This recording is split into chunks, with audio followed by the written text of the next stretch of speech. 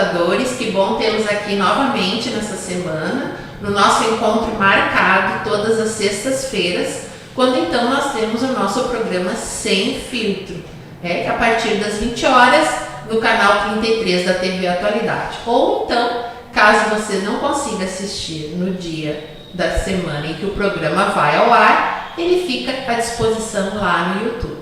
E essa semana, como não é diferente das outras, a gente tem um convidado aqui para bater um papo muito bacana conosco. E eu tenho certeza que vocês vão gostar de saber um pouco mais a respeito do nosso amigo, o Dilmar de Mamã, o nosso querido amigo das horas difíceis, como a gente diz, né? O responsável pelos serviços da funerária São Jorge. E o nosso objetivo é justamente conversar sobre esse trabalho, né, que é tão difícil. E escolhemos o tema porque tivemos agora, há pouco tempo, toda uma comoção, né, com aquele acidente do avião, várias pessoas mortas. E a morte em si ainda é uma coisa que assusta muito as pessoas. Mas com certeza o nosso amigo Dilmar hoje vai nos trazer uma outra faceta dessa etapa, né, das nossas vidas, que é quando ela chega ao fim. Uma pessoa que lida com a fragilidade que a morte traz, né, em relação às pessoas e tal. E é sobre esse trabalho e sobre a sua vida aqui na nossa comunidade que a gente te recebe. Dilmar, seja bem-vindo aqui no nosso programa Sem Filtro. Boa noite a todos. Estamos aqui para tentar fazer algo pela comunidade. Isso aí. Há quanto tempo, Dilmar, tu trabalha nesse ramo de Por coincidência, serviços funerários? Por coincidência, amanhã eu estou fazendo 25 anos aqui.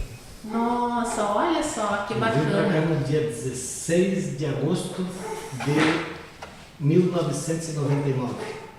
Olha só. Que bom! Então não deixa de ser um programa comemorativo, porque uma empresa se manter 25 anos, né, e com um serviço de excelência, que a gente sabe que o Dilmar tem, não é para qualquer um, né? Há de se ter muita dedicação. Com certeza. Dilmar... É uma dedicação de 24 horas por dia. Né? Literalmente. Tanto que ele nos disse, olha, porque a gente... Quando vai fazer o programa, a gente deixa os nossos celulares, né, no silencioso. O dele não é diferente. E ele, de vez em quando, diz, eu vou ter que dar uma olhadinha, porque é um telefone de serviço. Uma hora ou outra ele pode tocar e a gente tem que atender. Então, isso realmente é o 24 horas por dia que a gente fala, né, que é necessário. Mas eu queria, antes de falar um pouquinho, Dilmar, sobre a tua trajetória aqui, nessa prestação de serviço, no intervalo, enquanto a gente ajeitava aqui as preparações para o nosso programa, a gente conversava um pouquinho com o Dilmar e o Dilmar teve outras ambições, né, outros sonhos profissionais para chegar agora onde ele chegou. E o que te levou a trabalhar com serviços da natureza que tu escolheste para prestar serviço para a nossa comunidade, o serviço funerário? O que te levou a isso? Bom, quando eu me separei, eu fui morar embaixo da lona. Eu não tinha onde ficar. E tinha um colega meu que tinha funerária, então eu ia fazer limpeza na volta da funerária, ajudar a capinar, a limpar e ajeitar. E daí eu fui pegando gosto pelo serviço, olhando do jeito que eles trabalhavam, e fui convidado a trabalhar com eles.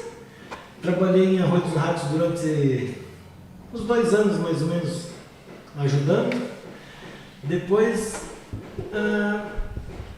falecido Tupamara, de Chaqueados, da funerária São Jorge de lá, que me trouxe para cá. Ele abriu uma filial aqui e aí ele me trouxe. E eu vim para cá. Só que os primeiros tempos foram difíceis. Eu passei fome quando eu vim para cá. Mas fui superando, eu conheci uma pessoa que me ajudou muito na época, né? E fui crescendo junto e a gente construiu o que construiu junto e estamos onde estamos hoje. Infelizmente, hoje a gente já não está mais junto. Né? Mas são ciclos, né? São ciclos e foi importante naquele momento e que bom, né? Com certeza. Dilmar, tu tens hoje, onde mais tens a funerária São Jorge? Butiá e Minas do Leão. Butiá e Minas do Leão. Só que Minas do Leão eu tô sem um plantão lá. O meu plantão é aqui mesmo. Mas tem a capela, tudo lá, a capela velatória, né, em Minas do Leão. Quando precisar a gente vai e atende sem problema nenhum. Dilmar, e com relação que tu disseste que tu ajudava e tal, para as pessoas que não têm ideia, na verdade a gente não tem ideia do tanto do teu envolvimento ali nas atividades. Mas uma coisa a gente sabe que o Dilmar, ele é atento a todos os detalhes, né? Porque tem toda uma questão, até o corpo chegar, digamos ali, né? Tem todo um acolhimento para os familiares, né? Como é que é mais ou menos o praxe da tua atividade? Alguém te aciona e como é que é o trâmite? A princípio a pessoa vai lá, me contata, ou se a pessoa está em Porto Alegre ou qualquer outro lugar, a gente pega os dados certos da pessoa, o local onde está para ir buscar, né? Se tem uma pessoa lá no local para fazer a documentação junto com a gente, ou a gente tem que levar alguém junto. Né? Porque tem que ter um familiar obrigatório, tem um familiar junto para fazer os trâmites dos documentos. A gente faz toda a documentação lá, vai em cartório, vai na central fazer o translado, né? Depois volta ao hospital, recolhe o corpo e traz para arrumar aqui na funerária. Aí eu preparo tudo ali, visto, faço a higienização do corpo, né? Tamponamento, preparo na urna e expõe na capela para a família fazer o velório. Nossa capela tem cozinha, tem ar-condicionado, tem os banheiros individuais e o nosso atendimento é 24 horas. Enquanto a família está lá, se precisar da gente, a gente vai lá, vai verificar, vai ver se precisa fazer um café, repor o material, a gente está sempre à disposição. Dilmar, e a gente nota assim que tem muitos familiares que não têm cabeça nesse momento, né? É bem difícil. É difícil. E eu já tive a oportunidade de te ver atuando, né? E tu também ajuda muito as famílias, né? Nesse momento, assim. Tu não fica só no teu protocolo. Eu vejo que tu é bem humanizado, assim. Eu acho que isso aí é um diferencial. É que a família às vezes está perdida e uma palavra amiga sempre ajuda muito, né? Um apoio da família, uma conversa, sempre é muito, muito bom. Isso faz com que a pessoa se sinta mais leve, porque tem gente que acha que morreu é pegar e atirar dentro do caixão lá e ficar. Não, a gente é humano, é a última coisa que a gente vai fazer para aquele ente querido, então tem que fazer com cuidado, tem que fazer com amor, tem que fazer com carinho, e a pessoa tem que ser tratada com carinho. Embora a pessoa às vezes chega nervosa, xinga, fala algumas coisas, a gente ouve, fica quieto, depois a gente tem um reconhecimento. Sim, Já me aconteceu muitas vezes isso, então a gente tem que baixar a bola, ficar quieto. A gente vai aprendendo, né? Com o tempo, a maturidade também vai dando pra gente experiência. A gente nunca sabe tudo. Todos os dias é um aprendizado diferente.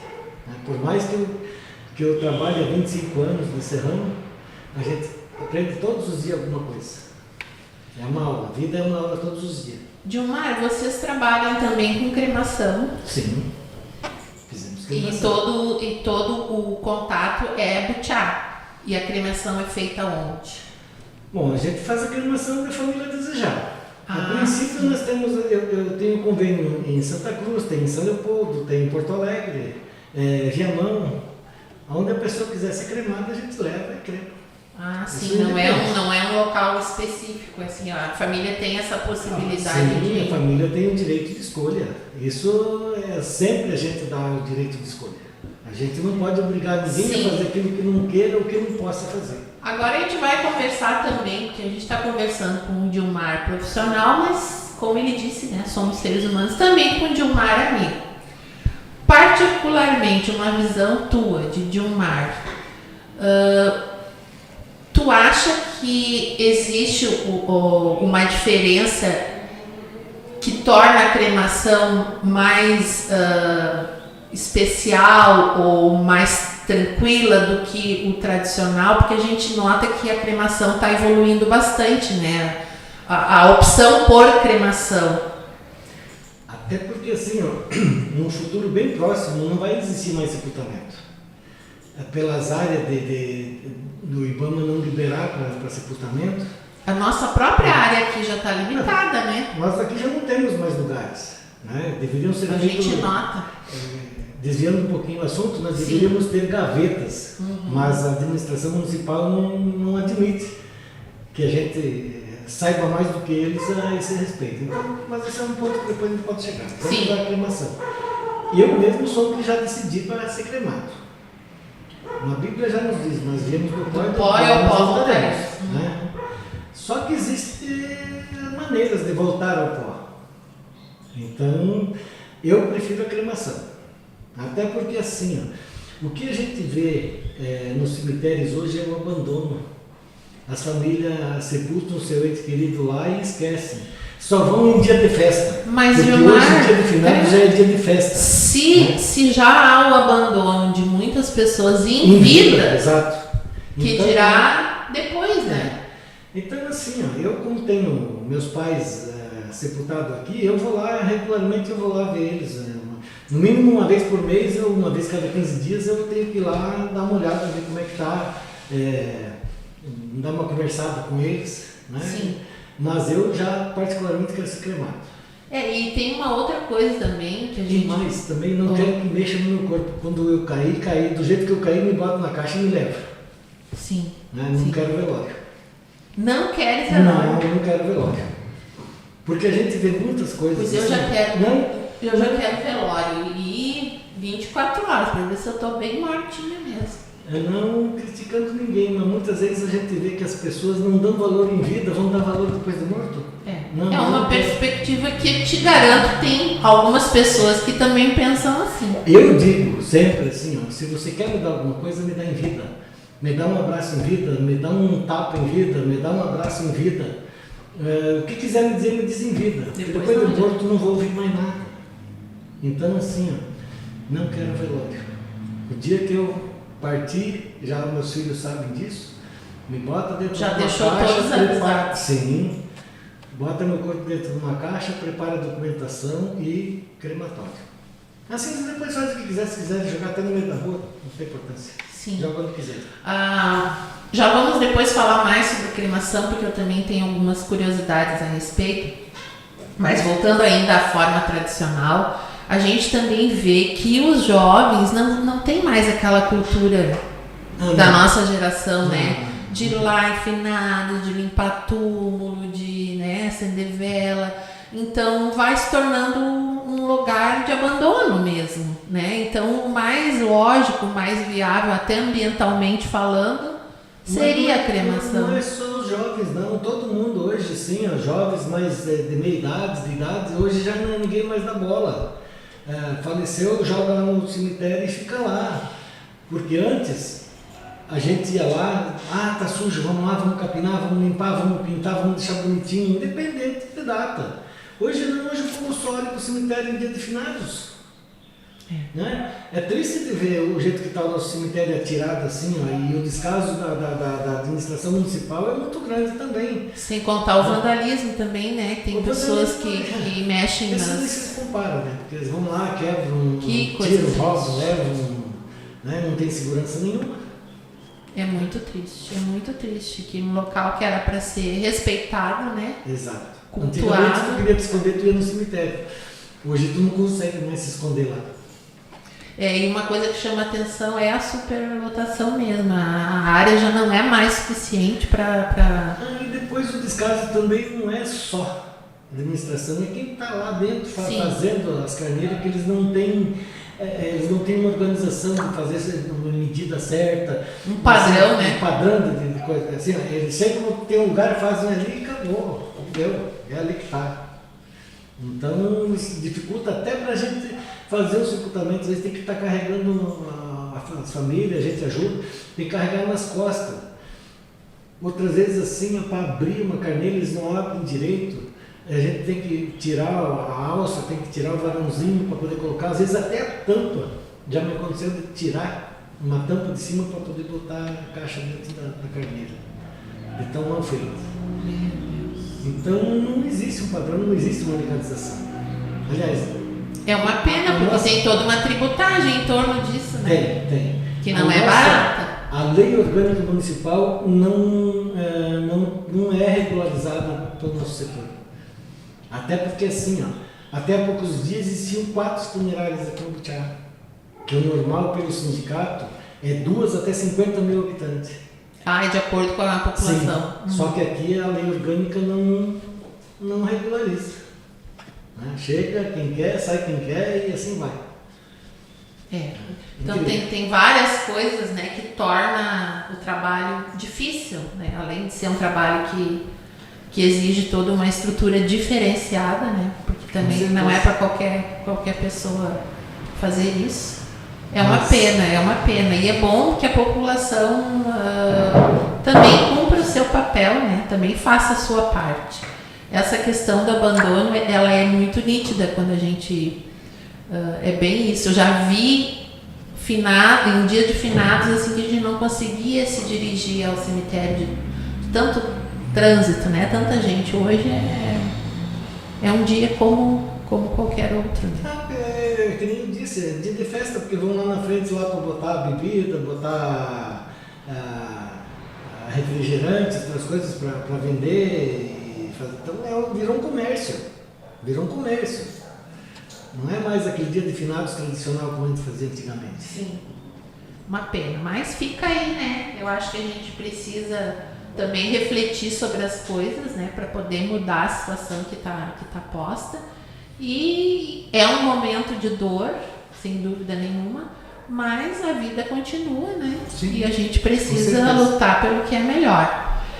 Voltando um pouquinho a falar sobre a cremação, uma pergunta que eu já ouvi de outras pessoas, não para mim, mas numa roda de conversa, e hoje eu vou ter a oportunidade de esclarecer, a pessoa que vai assistir a uma cremação, ver o momento em que o caixão, né, entra, né, no compartimento, mas as cinzas elas são pegas depois, posteriormente, em um outro momento.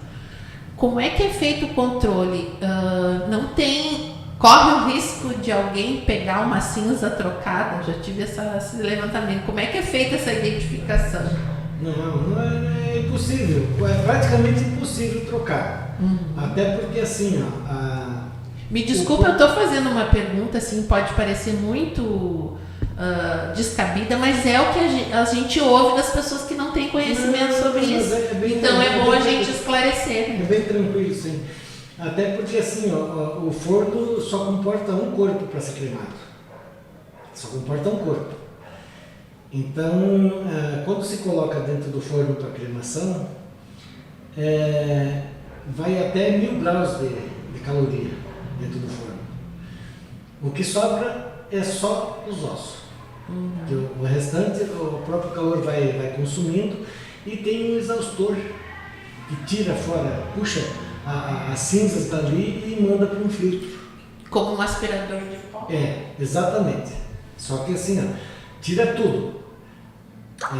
Roupa, a caixa que vai junto, isso não sobra nada. Sim. Ele consome com tudo. Fica só o esqueleto mesmo. O esqueleto é retirado, as partes mais grossas que fica tipo juntas, que é o osso mais forte, ele é passado num moedorzinho e vira cinza junto com o restante. Aí eles já pegam direto dentro de uma urna, que é escolhida pela família antes, ou a tradicional, que tem muita gente que não quer pagar uma urna diferente para botar. Então, na cremação já tem uma urna que é para cinza. Então, já botam dentro daquela urna, já embalam com o nome da pessoa e enviam para nós direto. Não tem como trocar? Não. Então, dificilmente. Eu nunca vi, em todos esses anos que eu tenho, eu nunca vi alguém dizer que foi trocado. Por isso que é bom a gente conversar a respeito, porque para um leigo, né, essa hipótese pode ser levantada. Tá interessante, né? Eu sei. Só que nós vamos ter que fazer um intervalinho agora. Vocês fiquem conosco, a gente já volta no segundo bloco e continua conversando com o Dilmar. Até daqui a pouco.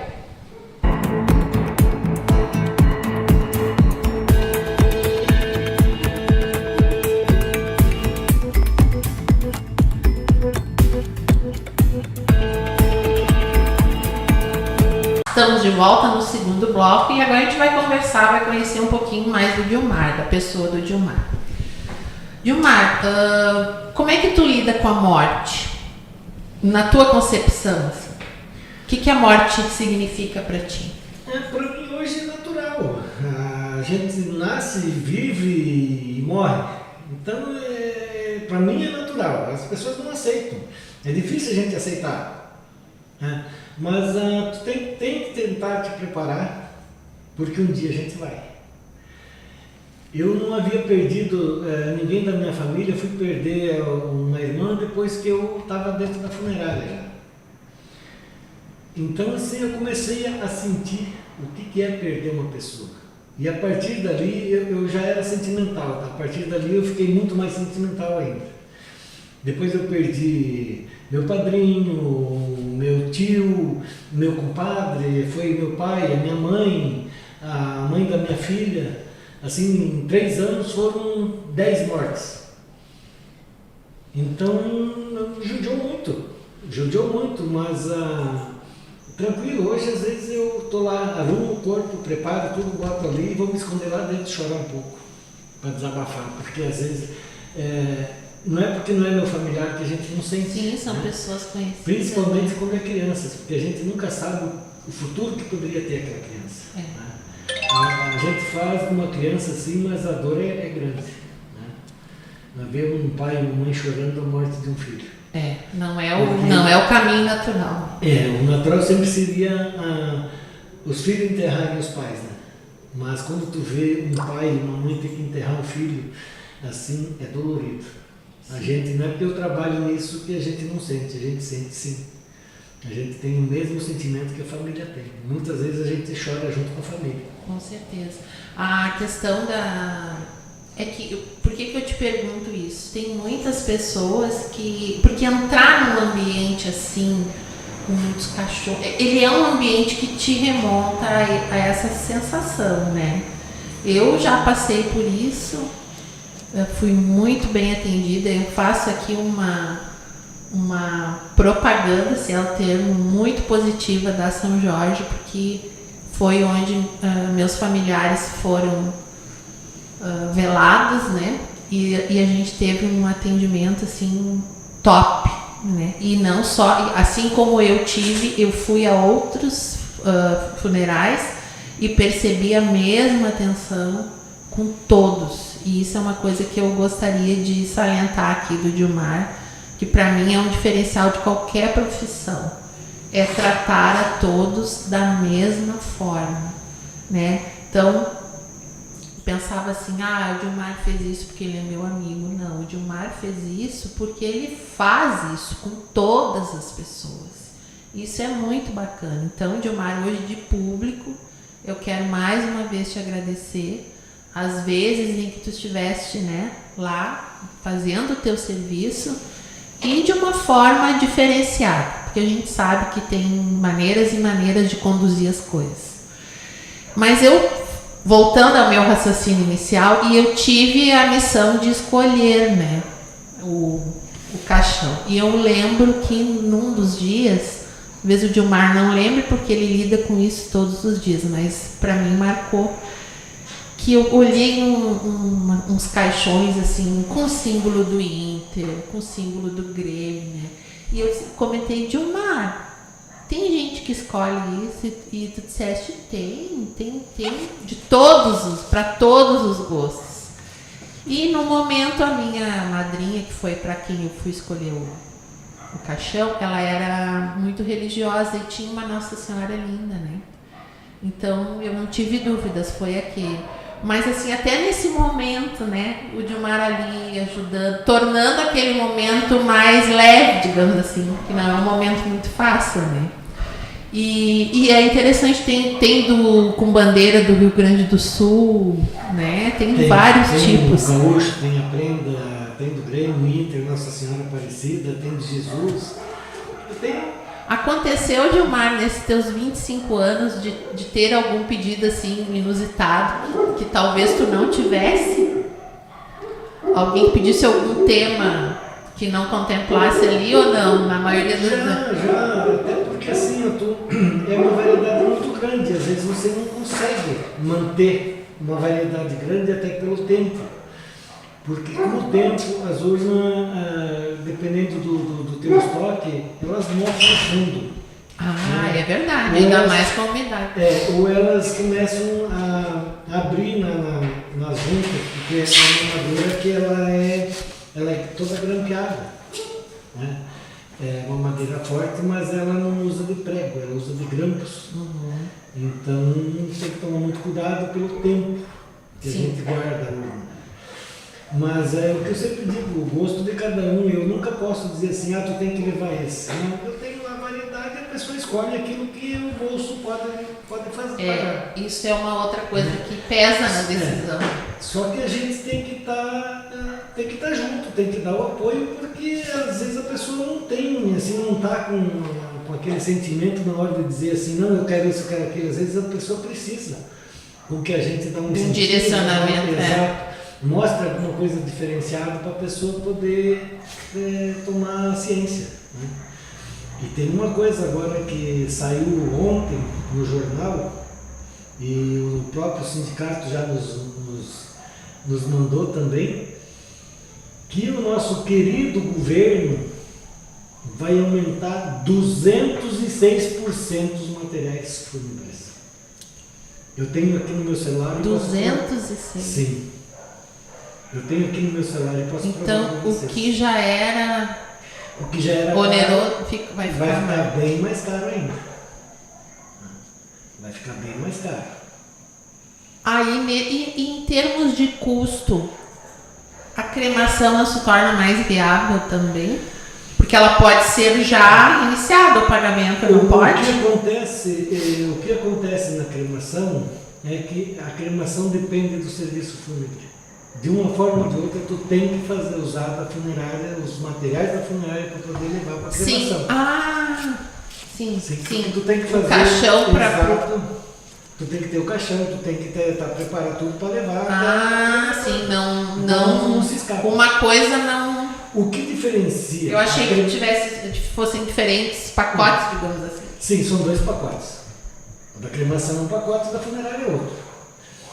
O que diferencia é o sepultamento da cremação. Porque lá tu vai gastar lá para comprar uma carneira, para revestir, para manter lá. No fundo, tu vai gastar mais do que fazer a cremação. O que sairia uma cremação hoje, aproximadamente? Aqui comigo, eu pegando o corpo daqui, levando para Santa Cruz, em torno de 2.500, 2.700 por aí. É bem viável, né? Sim, se tu for comprar uma carneira hoje está em torno de 1.300. Esse comparativo que eu queria fazer. Tu vai gastar lá para revestir de cerâmica, mais ou menos, assim, entre mão de obra de cerâmica, mais os 1.200, quer dizer, vai para o mesmo valor da cremação. Se você for fazer de mármore, então tu vai triplicar, porque um túmulo de mármore hoje está 6, 7 mil. Não, sem contar que tem a questão do espaço também, Com certeza. Que não se tem muita cabeça para isso. Né? Tem um mapeamento, Gilmar, disso? A pessoa que está sem saber onde vai colocar o seu familiar tem um croquis do cemitério? Olha, lá no cemitério eles dividem por quadra. Por quadra. Em tal quadra, vamos supor lá. Mas eles que determinam. Sim, onde vai. Não é tu que. Não sou eu. Se tu quer deixar próximo ao teu familiar. Não, o cemitério não interfere, não. Lá é do pessoal que trabalha lá, da prefeitura, a funerária é nossa, nós trabalhando. Então a gente não se envolve. A gente não pode misturar as duas coisas. E existe em outra cidade uma funerária que administre já? Sim, existe. Isso seria bem prático, né? Com certeza. Seria até... Eu tentei isso por 20 anos, mais de 20 anos, tentar encampar o cemitério para a gente cuidar. Se eu tivesse encampado o cemitério já desde o começo, o cemitério não estaria do jeito que está hoje. Então é possível. Não, hoje do jeito que está o cemitério não vale mais a pena encampar porque tu vai só pegar dor de cabeça. Sim, mas eu digo que possível, seria uma proposta bem interessante, porque a manutenção ficaria... Com certeza. Existem muitas funerárias que administram cemitérios. Até porque a gente que faz, trabalha com a funerária, a gente sabe medidas de caixão, a gente sabe a altura, a gente sabe o comprimento, até para fazer uma carneira ou para já se for gaveta, para ter uma gaveta específica. Porque existem urnas para 200, 300 quilos. Então aí já são gavetas ou carneiras especiais, né? Tem tudo isso, né? Não é tão simples assim. Não, eu já fiz sepultamentos com pessoas de 300 quilos. Né? Então tem especialidade, sim. É bem interessante quando a gente conhece a respeito, né? Até para tirar muitos mitos que tem em torno disso, né? Sim. E a gente não tem que... É uma coisa que hoje eu vejo que a gente tem que pensar nisso antes, né? Porque na hora é muito complicado. Eu sempre criticava antes, né? Quando eu era bem mais nova. Criticava é o termo, mas eu me admirava quando eu via uma pessoa dizer assim: eu já tenho o meu local lá preparado, pronto, né? Eu pensava assim, meu Deus, que mórbido. Mas na verdade, o que essa pessoa queria? Bom, eu não quero incomodar ninguém. A hora que eu me for, tá tudo lá. Não deixa de ser interessante, sim, né? Porque a gente sabe que pega todo mundo. Mas isso eu tenho o jazigo lá também pronto. Né? Tu tens? Eu tenho o jazigo, onde eu sepultei minha mãe, meu pai, tá os restos mortais da minha irmã, o meu ex-sogro tá lá, porque nós fizemos junto o jazigo. Minha ex-mulher também sempre sonhou em fazer a carneira dela junto lá. Hoje não sei se ela vai querer mais ainda, mas está lá. Os planos eram esses. Sim, e para mim continua. Né? Se um dia ela precisar e quiser usar lá, ela vai usar tranquilamente, sem problema nenhum. Mas eu, particularmente, já decidi pela cremação. Tu não vai fazer parte desse grupo ali, vocês vão se encontrar no outro plano. Mas de repente, até se quiserem deixar minha cinza lá, também pode, né? Não tem problema nenhum. Mas aí não sou eu que vou decidir isso, né? Vou deixar para quem me carregar que decida, né? É isso aí. Mas para mim hoje assim, o meu serviço é tão natural como o serviço de qualquer outra pessoa numa loja, numa revenda. Tu acostuma, né? A única coisa nossa é que... São ossos do ofício, literalmente. Mas eu fui me preparar, eu fui fazer curso. Né? Eu sentei com o padre, eu sentei com o pastor, eu fui na terreira conversar com o pai de santo, tudo sobre isso. Assim, sobre o mundo espiritual. Sim, a gente tem que se preparar para isso. Né? O nosso sindicato dá cursos, então eu fui fazer curso. Que bacana, né? demais. Porque tu tem que ter um mínimo de noção, não é chegar, pegar um corpo e jogar lá. Né? Tu tem que saber o que tu vai fazer, é um ser humano. E é a última coisa que a gente vai fazer para aquela pessoa. Então tu tem que ter um mínimo de respeito com aquele corpo que está ali e principalmente com os familiares também. Né? Olha, essa do curso eu achei bem interessante. Tenho certeza que o grande problema em todas as profissões, né, quando muitas vezes não avança, não tem sucesso, é a falta de capacitação. Exato. Porque as coisas estão mudando todos os dias, né? Por que falta muito profissionais aí no mercado? Porque não tem capacitação. Tu não consegue. É muito difícil. Então, se tivesse mais curso de capacitação para muitas profissões aí, tu teria gente no mercado, mas hoje é difícil. Tu vê que assim, tem muita gente aí procurando emprego. A pessoa não procura trabalho, procura emprego. E aqui na nossa região toda, aqui a mão de obra é um problema, né? Para todos os setores. Ou então fica um tempo e depois abandona, né? E no nosso ramo as pessoas se assustam muito. As pessoas, porque nós pegamos corpos de diversos jeitos. Tiro, facada, acidente, enforcamento, às vezes acha um corpo já em estado de composição. Então a gente... Vocês chegam praticamente junto com a polícia, com o ML, como é que funciona assim? assim? A gente só vai no local quando a gente é chamado. A gente não pode ir antes, até porque pela lei é proibido a funerária ou ter duas funerárias no mesmo local. Porque a gente tem um 0800 pelo IML para a gente recolher o corpo. Então eles nos dão uma senha. É eles que acionam vocês? Sim. Não é o familiar. Não. Tem toda uma rede de contato. É o próprio IML de Porto Alegre que nos aciona, nos dá uma senha, nos dá um número do boletim de ocorrência, o local, o nome do familiar, para a gente poder chegar lá no local. Então, assim, quando eu chego no local, que eu sou chamado pelo 0800, que é o IML, sim, nós temos a mesma autoridade que a delegacia, que a civil. Nós podemos chegar, a gente só não pode chegar aí mexendo no corpo sem o IML chegar. Então, eu já discuti, já tive discussões com o pessoal da perícia por causa disso. E eles têm que nos respeitar, porque é nós que vamos fazer. Quando for acionado, o corpo pertence ao Estado. Então, nós somos funcionários públicos, tanto quanto a civil, tanto quanto a polícia, tanto quanto a IML, tanto quanto os peritos. Porque nós temos a missão de chegar lá, recolher e levar até o IML. Então, o corpo pertence a nós, não pertence à família, pertence ao Estado. O corpo só volta para a família depois do IML liberar.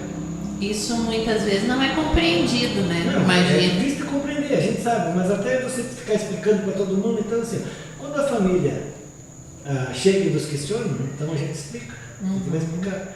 Outra situação também assim, a família nunca é obrigada a fazer o serviço com quem vai recolher. A família tem todo o direito de escolher. Então, quando eu vou recolher, eu tenho o direito de oferecer o meu serviço. Mas se a família não quer, eu não sou obrigado eles não são obrigados a fazer comigo e eu também não posso obrigar. Eles têm que ser livres para fazer. Para fazer escolha. Exatamente. E às vezes assim, faleceu um familiar teu lá, aí vai outra funerária lá, não quero, eu quero a São Jorge. Eles são obrigados a respeitar isso. Essa regra. Faleceu o familiar lá, não, eu não quero a São Jorge, eu quero a outra funerária. Beleza, nós temos que respeitar isso. A família tem que ser respeitada nessa hora de escolha. Não pode ser obrigado a fazer. Quantos detalhes, quantas coisas, né, que a gente não imaginava que transitasse. Vou te dar um exemplo agora, que aconteceu agora essa semana. Faz assim, nos dá esse exemplo no outro bloco. Porque a gente está com o tempo estourado, senão tu começa a falar e a gente tem que interromper. Mas volta com esse exemplo. Vocês, para nos acompanharem, continuem conosco e a gente já volta.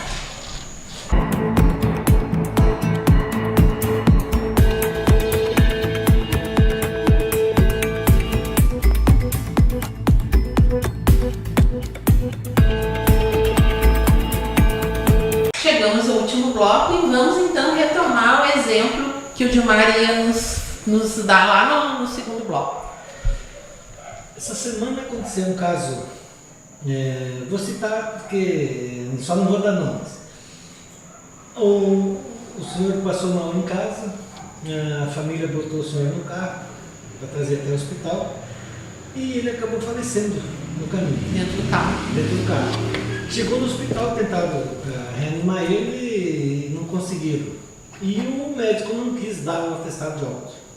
Porque não sei qual é a causa, porque não tinha acompanhamento aqui e tal. Beleza. O rapaz é do Exército. Aí foram na delegacia, fizeram a ocorrência, tudo para levar para o IML. Aí o menino chegou lá para mim, veio conversar comigo. vocês vão recolher assim, assim. Aí eu disse, vamos, porque eu acabei de receber o chamado do 0800. Aí o que ele me disse? Vocês não vão cobrar, vocês não podem cobrar a remoção, né? Eu disse, não, a gente não pode cobrar a remoção porque a gente é chamado pelo 0800. Eu disse, o que a gente pode fazer é oferecer o trabalho. Ele disse, não, mas meu pai vai ficar em Porto Alegre e vai ser cremado lá. E ele tem um seguro. Provavelmente a seguradora vai chamar a funerária mais próxima, que é sempre assim que eles fazem. É o praxe. É o praxe. Aí ele disse assim, mas aí o governo paga. Não, o governo não paga. O governo do estado não paga, o governo municipal não paga, o governo federal não paga nada para nós. Sai do nosso bolso. Mas o que eu fiz? E a gente já fiz muitas vezes assim. Eu fui lá, peguei a documentação na delegacia, tudo certinho. Fui no hospital, recolhi o corpo. Tinha os pertences dele lá, tipo óculos, blusa, uma manta. Chamei o menino, tá aqui, vem buscar, que é seu, eu não mandei junto, até porque quando vai premiar ele, botam fora, né? Tudo que está junto com o corpo lá, eles consomem, eles botam fora, não bota mais, a não ser documento. Entreguei para ele, ele ficou super, assim, uma hora difícil, mas ele ficou contente, não, nem esperava que vocês fossem fazer isso. Mas não é tranquilo, aí devolvi para ele, dei os sentimentos a ele foi a Porto Alegre. Quer dizer, então, são coisas que acontecem para nós, muitas vezes nós recolher o corpo e não fazer o serviço. Só que assim, eu quero deixar bem consciente para a população, que o governo não nos ajuda com um centavo. Eles não nos isentam nem com pedágio, quando tinha, eles não nos isentavam. Então assim, quando a gente não faz os serviços, isso arca tudo do nosso bolso. Funcionário, carro, viagem, deslocamento, tudo é nós que pagamos, não é o governo que paga, não. O governo aqui não nos auxilia em nada, nem no imposto. Eles não são capazes de dar um desconto, alguma coisa para nós. Essas questões, falaste anteriormente que vocês têm um sindicato, né? Sim. Essas questões vocês costumam tratar a nível de sindicato para tentar evoluir numa negociação mais futura? A gente paga o sindicato, por isso que eu sou contra os sindicatos, porque tu paga e tu não tem auxílio, raramente. O nosso ainda é um dos melhores sindicatos que existem ainda, porque a gente consegue fazer algumas reclamações, eles conseguem fazer algumas coisas. Porque as dificuldades de vocês são as mesmas. Eles estão até brigando agora para ver a respeito do requerimento se o governo nos dá um auxílio. Que está difícil para isso. Agora com essas enchentes aí, eles eu ia te perguntar com relação a isso. Muito as funerárias que foram atingidas, eles deram, assim, o pessoal foi muito solidário. Né? Mas às vezes deixam a desejar, porque cada região tem um delegado. Depois de 25 anos aqui, eu recebi essa semana, o delegado regional veio me visitar. E aí foi onde que ele conseguiu colocar algumas questões, né, a respeito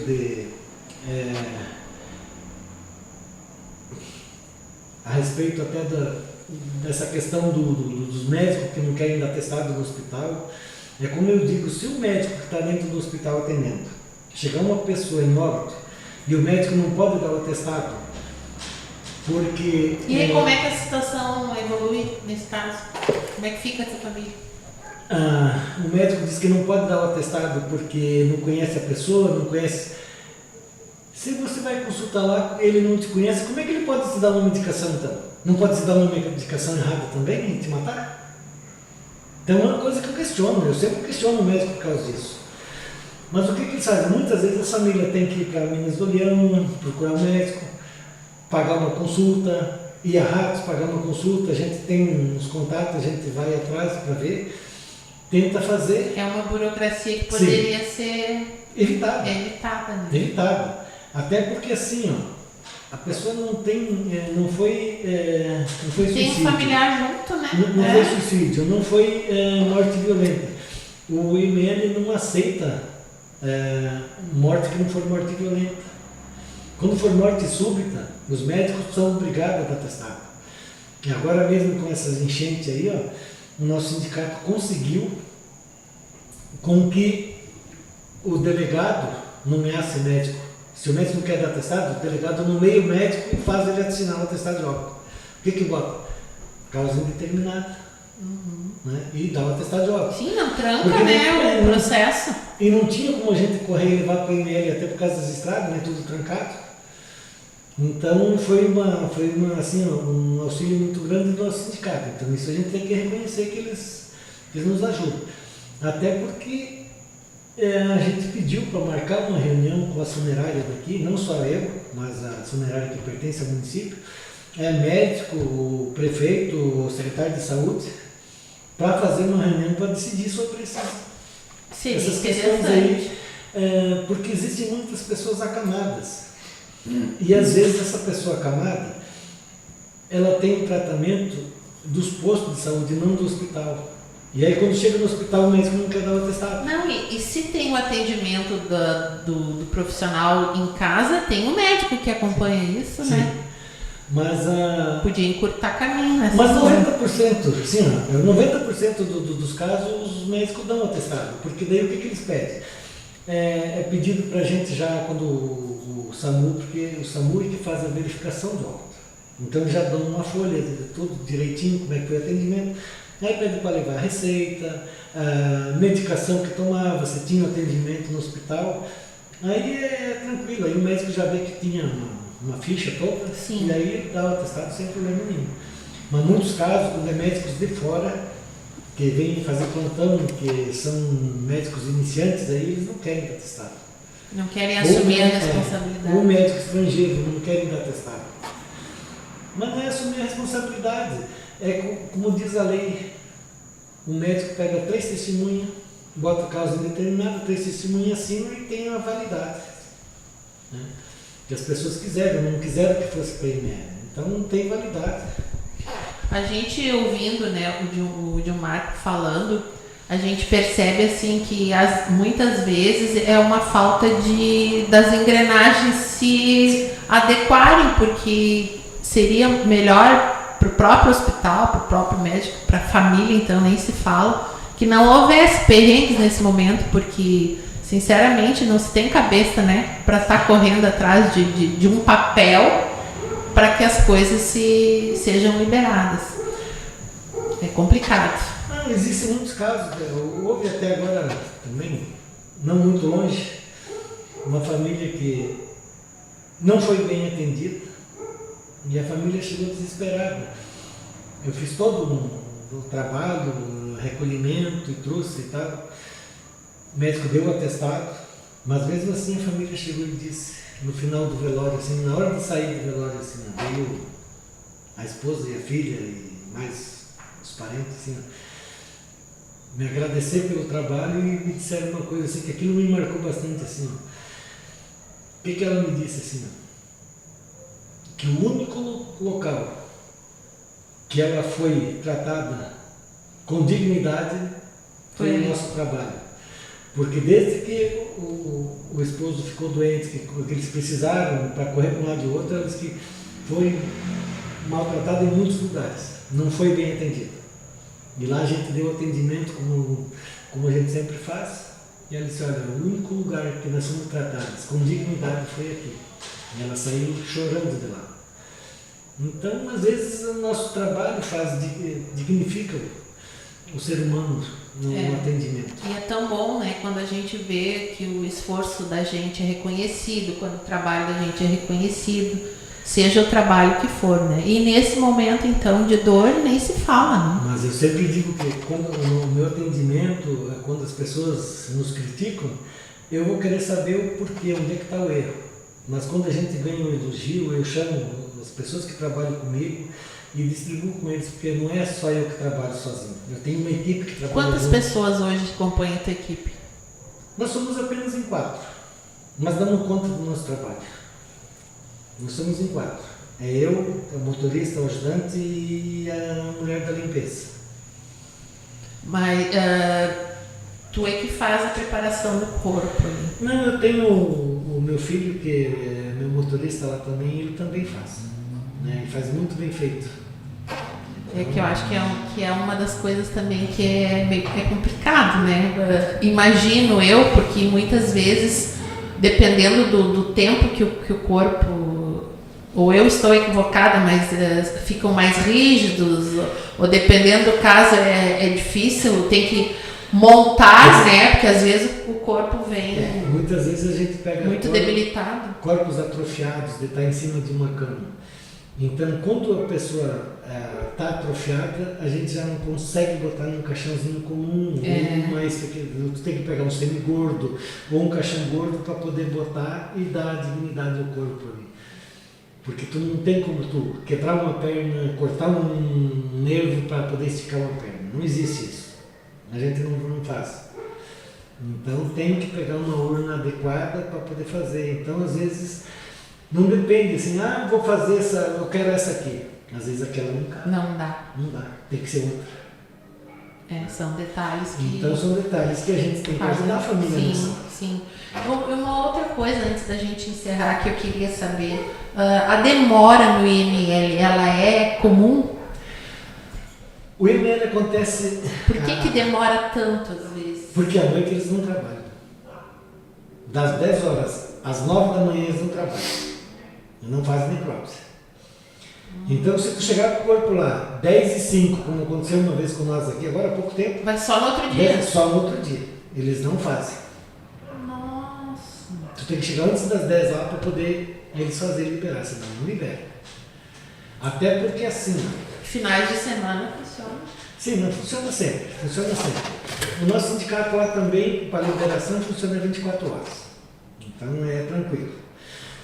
Mas o IML até porque assim, eles querem pressionar o governo para reabrir aqui em São Jerônimo, porque nós tínhamos o IML em São Jerônimo. Foi fechado naquele acidente da falecida Isadora. Foi fechado ali até porque vazou umas fotos pelo... eu lembro da função. Pelo auxiliar médico que fez. Foi esse o que desencadeou? Foi. Sacanagem, né? Sacanagem. Não, eu respondi na delegacia, respondi processo. Agora, ano passado, eu respondi, a juíza nos fez uma audiência ainda, por causa daquilo. Então vazou mesmo, foi fato. Sim. O que um ato assim pensado pode acarretar, né? Imagina. É uma história que é longa para ser contada agora. É muito triste isso. Mas a gente vê, às vezes, na televisão também, né, em outros estados, que às vezes acontece isso, né, infelizmente. O ser humano, né, nós temos vários lados, às vezes alguns lados não legais vêm à tona de algumas pessoas. Mas é aquilo que eu digo, tu tem que tratar o ser humano como ser humano. Como é que tu vai bater uma foto e expor? Tu gostaria de um familiar teu expor isso? Não. Ninguém gostaria. Então acho que tem que ter o respeito. Apesar que nós somos autorizados, assim, às vezes o próprio delegado nos pede quando a gente vai recolher, não, basta uma foto lá para a gente ver como é que estava, como é que foi, para a gente poder conversar com o médico para dar o atestado. E nós pegamos um senhor aqui de fora ali, que acharam ele tinha caído dentro de um açudezinho, de uma lagoazinha, e acabou falecendo. Mas ele pode ter tido uma parada cardíaca, alguma coisa, porque ele estava indo para a lavoura, ele estava até com o facão na mão. Então, assim... Mal súbito. O que o delegado nos disse? Não, vocês podem ir lá recolher, mas batem fotografia de onde ele está, como ele está, quando tirarem de lá, batem foto. Então, nós temos autorizado. Só que o que a gente faz depois? A gente isola, a gente apaga, né? Porque tu pode perder o telefone e alguém pegar o teu telefone e fazer isso. Né? De expor. A gente tem que ter muito cuidado sobre isso. Eu sempre digo, só que se acontecer uma infelicidade, porque eu não gosto, nem deixo bater foto lá. Até proíbo quando vão me ajudar dentro, não, sem celular. Deixa o celular lá do lado. Era uma outra coisa que eu ia te perguntar, porque a gente sabe que hoje em dia, né, isso aqui todo mundo tem. Já aconteceu de ter que dar uma controlada dentro do ambiente de velório, pessoas mexendo em celular de forma inadequada? Ou não? Ou o pessoal tem respeitado? Só que assim, ó, depois de eu expor o corpo lá, o corpo é da família. Ah, tu não, então, não. Não tem assim, nas regras do teu estabelecimento, não tem isso? Não, porque é a família que está ali. Como é que eu vou botar uma regra de um familiar teu dentro do velório de um familiar? Eu vou lá, a hora que me chamam, se me chamarem, deu um probleminha lá, tem que dar uma olhada no corpo, se inchou, se não inchou, tem que fazer um café novo, tem que trocar a lixeira, tem que dar uma limpada. A gente vai e faz isso e a regra, é a família que está ali. Porque a gente para muitas vezes com a família, conversa, mas a gente diz assim, não pode usar o celular aqui, não pode usar lá, eles querem a visão do familiar, não existe. Até porque assim, ó, muitos locais aí, ó, existe o velório virtual, então eles filmam, o familiar que está lá em São Paulo, lá no Rio de Janeiro, para acompanhar. E já aconteceu. Já tem isso? Já, e faz tempo.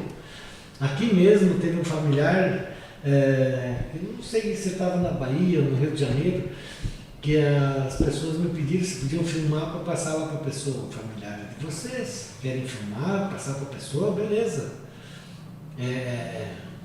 Esse só é uma decisão da família. Uma decisão, um procedimento familiar. Não é funerário, é familiar. Então, tranquilo. Que bacana. Mas tem em Porto Alegre, São Leopoldo, já tem as capitais grandes já tem até a câmera, filmam e fazem quando as pessoas querem, quando as pessoas autorizam. O Dilmar vai fornecer depois para o nosso diretor o número da funerária que vai estar nas câmeras para o pessoal ter contato, né? Mas telefone e WhatsApp que vocês têm. Qual é o número? 99-470-11 ou 99-814-7011. Isso aí. Então depois vai ficar... Os dois são WhatsApp também. São WhatsApp também, né? A gente espera que não seja necessário, mas se o for, né, vocês podem ter certeza que o Dilmar irá fazer o melhor possível para tornar esse momento doloroso mais ameno, mais tranquilo. É uma das coisas que eu digo, eu não sou perfeito, eu também erro, mas eu tento sempre fazer o melhor que se pode, errar o menos possível para a pessoa se sentir bem, pelo menos no meu atendimento. Com certeza, não é em vão que está aí há 25 anos, né? Com certeza. Não são 25 dias. Dilmar, te agradeço muito a tua disposição, a tua gentileza de estar aqui, abrir mão do teu tempo, que eu sei que é precioso, né? E dizer que para nós foi um prazer ter a oportunidade de conversar contigo, conhecer mais um pouco da tua pessoa e do teu trabalho, que é uma referência aqui no nosso município. E vamos torcer para que a gente consiga, né, melhorar cada vez mais, cada um fazendo a sua parte, a comunidade a parte dela, o poder público a parte dele, os prestadores de serviço, porque é assim que uma cidade se desenvolve, que a gente consegue melhorar as coisas, porque se um puxa para cada lado não é interessante, né? O interessante é que todos ganhem. A união faz a força. Se o pessoal tiverem a boa vontade de se unir, de fazer, de entender, de pôr uma conversa em dia, tudo se ajeita. E o diálogo ainda e sempre vai ser a melhor forma da gente conseguir resolver as questões. Com certeza, só se resolve com o diálogo. Com o diálogo. Então, muito obrigada, e a vocês fica o nosso convite para que estejam conosco na próxima sexta-feira, às 20 horas, para mais um programa Sem Filtro. Muito obrigada e até lá!